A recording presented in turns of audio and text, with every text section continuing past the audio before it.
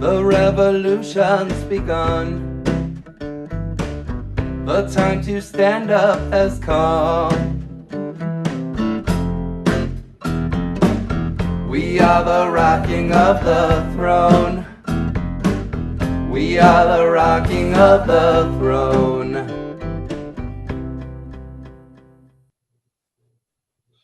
Hello, my name is Victor Tiffany. I'm the co-founder of Revolt Against Plutocracy. And I'm speaking this evening with Sema Hernandez, a candidate for the U.S. Senate in Texas, the great state of Texas. Sema, thank you for joining me. Thank you for having me, Victor. I really appreciate this opportunity. Why don't you take a minute, because people from all around the country are going to watch this interview. Why don't you take a moment for people who've never heard of you before and just tell us a little bit about yourself. Well, my name is Sema Hernandez, and I'm 32 years old, a mother of 4. I've been married to my husband for 14 years, and I decided to run against Ted Cruz because of the things that he was doing to our future. You know, taking away health care, repealing and replacing constantly, and we're never going to have that type of security anymore. And from where I come from, my parents are immigrants of this country. My mother came here at the age of 14. My dad got here at the age of 19. My husband's family also immigrated from Mexico for a better life. I grew up watching my family pick oranges and tomatoes, watermelon, jalapenos, working in the fields. And much of the struggle that they faced back then, we're still facing now. Nothing has changed.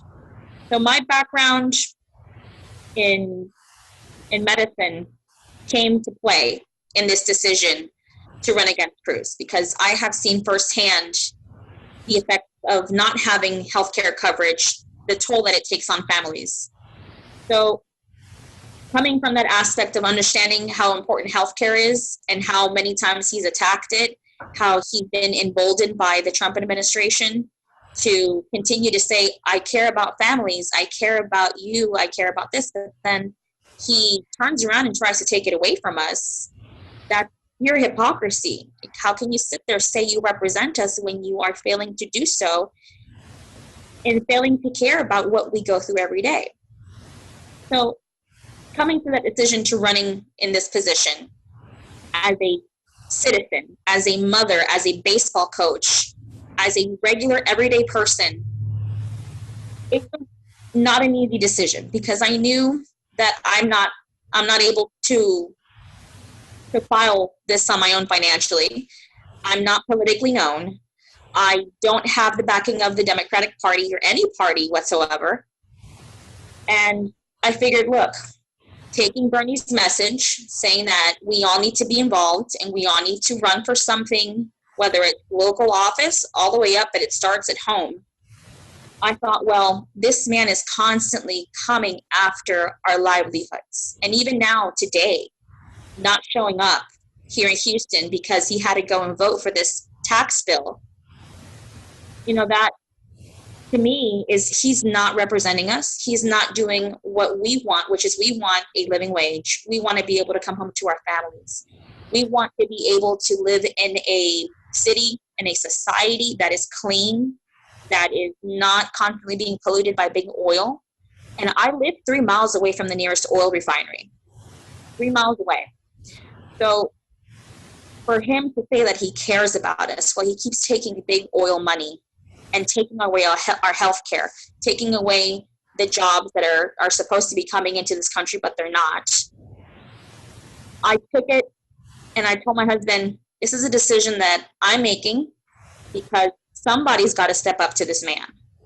Like, somebody has got to do this. Somebody who truly cares, who truly understands the plague of the working class, what we're faced every single day, the struggles that we face every single day, because he is out of touch, he doesn't understand, or he does not care.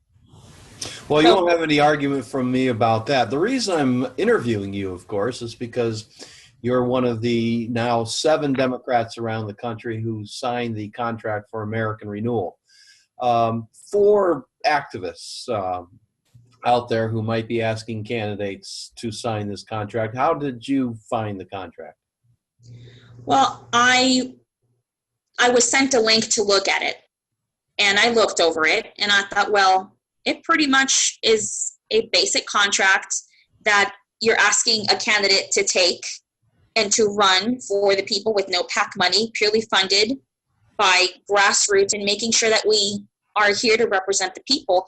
That essence of it, that's what I want to do. Well, That's what we're like. and that's a tool. That's a tool you can use in the primary and in the general election.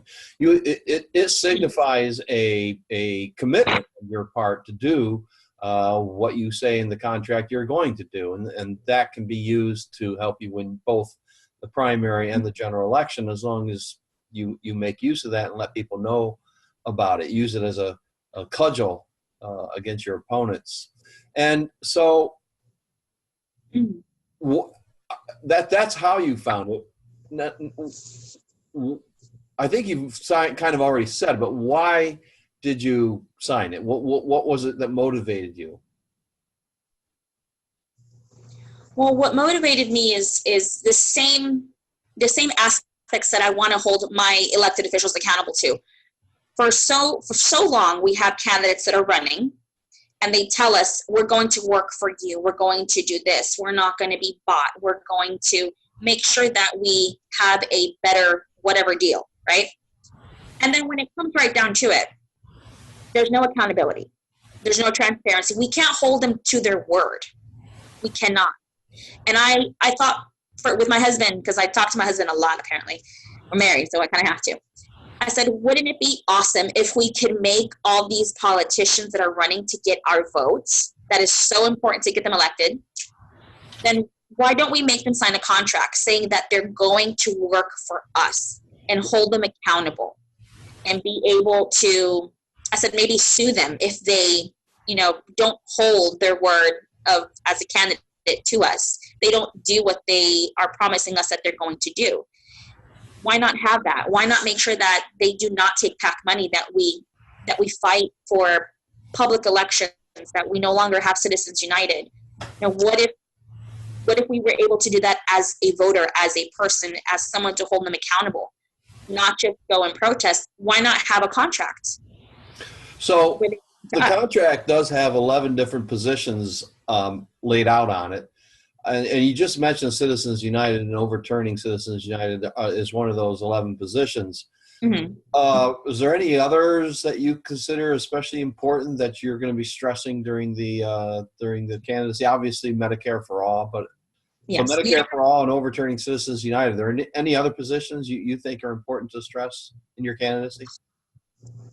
Yes, there's one that I particularly care about, which is making sure that we have renewable energy and that we have a living wage. I would like to see that across the board for everyone, and truly get it for people and truly work for it. Right now, we have just empty promises, people telling us that they're going to do it. But when it comes right down to it, it's not happening with the current elected officials. And the sign fell down, just like you said it would. Well, at least it was there for a while. No, it was. So after you signed the contract and registered on our website, I sent out mailings to people who took the Burn Your Bus pledge in 2015 and 2016 in Texas, and asked them to go to your website. That was for about a week. I think it was a week ago or so I stopped. Did you notice any people signing up or donating, or did it help at all? I saw about maybe 12 people go to the website and register for the emails. That's what I did see. When so you did get help out of that effort. Yes, I did get an email list. Now, fundraising has been very slow, and I understand that a lot of people are struggling. But we still have people donating what they can, whether it's $3 or mailing a check for a few bucks, which I am grateful for. I really am. Because I know that money for them, they worked really hard on it, really hard for that money. And to spare $3 towards the campaign to me means a lot. I know that there's, candidates left and right that are collecting the max amount, which is about $2,700. And then they move on.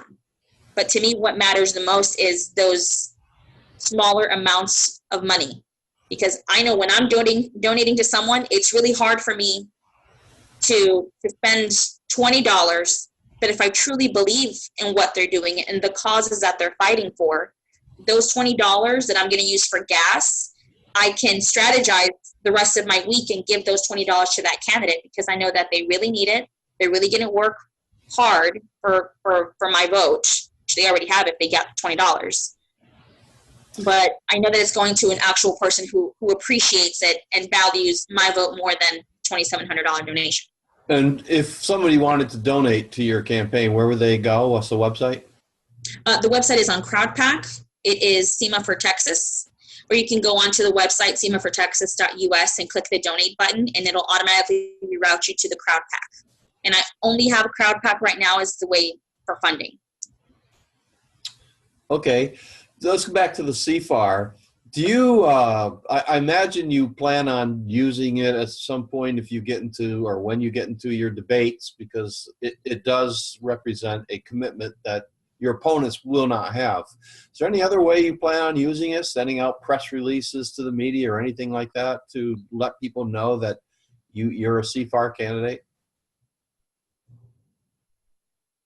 Well, planning on doing a press release and making sure that people know where I stand and knowing that I signed a contract. This is my commitment to all of these causes that are on there. I plan on using it every single time I'm out there campaigning, letting people know, look, it's very easy to say things and not mean it. But when you're actually putting the work into what you're doing, you're signing a contract and you're showing people, you can hold me accountable. You can ask me questions. Here's what I signed. Here's what's on this platform. Here's what's on my platform. Let's figure this out. Let's make sure you know where I stand and know that there is a clear difference between someone who talks the talk and someone who also talks and walks that same talk together. Or else you'll be asked to leave office. That's the beauty of the contract. It gives voters the right to hold you accountable if you don't walk your talk. Well, that's the beauty of it, because right now we know we want Ted Cruz out of office, but we have to wait till re-election. Why must we wait for re-election? Why can't we just fire him? Fire people that are not representing us. And it can't be just one thing, which for me, it would be just one thing. If you're trying to repeal and replace the little health care we have, you're out, because that affects millions of people. But it also gives people the power in their hands to say, you signed this contract. If you're not abiding by it, you need to go. And one thing that I did tell another possible constituent is I told him, I said, do you know how hard it is to get a hold of our representatives? How much red tape you have to go through just to get a call back or an email? I said, that's something that I plan to change when I go into office. I said, because it's not my office, it's your office. So if you ever want to come in, I'm not going to have you escorted out in handcuffs like the other politicians are doing when you're protesting healthcare. I said, with me, what you see is what you get. You want to come and talk with me? By all means, come into your office, because I'm here to serve you, not the other way around. I'm not here to be served, and I'm not here to be self-servient and get money for donors. This office belongs to you, therefore you have the power to get me out. Let's just wrap this up by focusing on your primary campaign opponent. What is it that makes you, in your mind, for you to convey to voters in Texas, Democrats in particular, why do you think Democrats should support you instead of your primary campaign opponent? Okay, so I'm going to hurt a lot of people's feelings when I say this, but it's the truth. So hear me out. So this man who is my opponent, his name is Robert Francis O'Rourke. He's a sitting congressman in District 16, lives in El Paso. He comes from money. He's a politic family. That's what he has. He has the backing of the Democratic Party. Okay, that's awesome to have that and to have those connections. But because he is politically connected, he is at a disadvantage to understanding what we go through because he has a privileged life.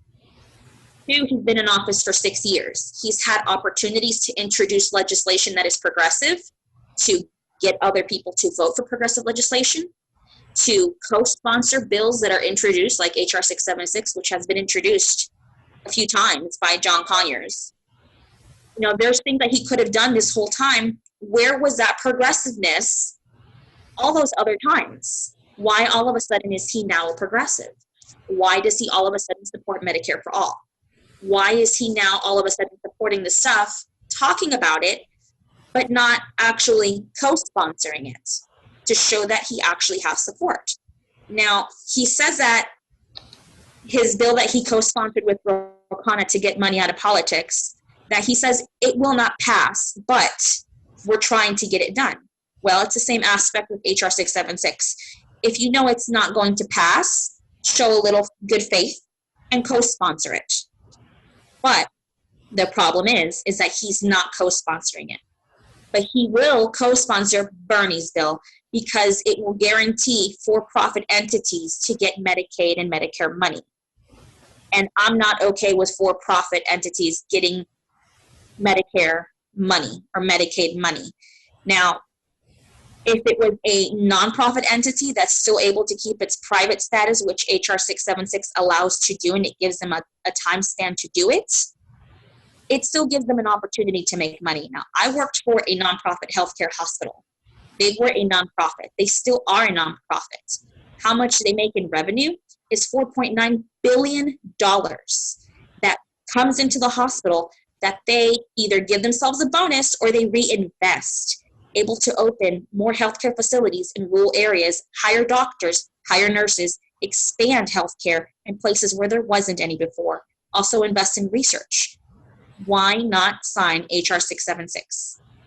That's what I'd like to know. If you care so much about our health and you want us to have Medicare for all that you support, then please sign HR 676. Even if you don't think it will pass, or introduce your own legislation while you're still in office. You're a sitting congressman with more power than me, but you're not making the actual commitment.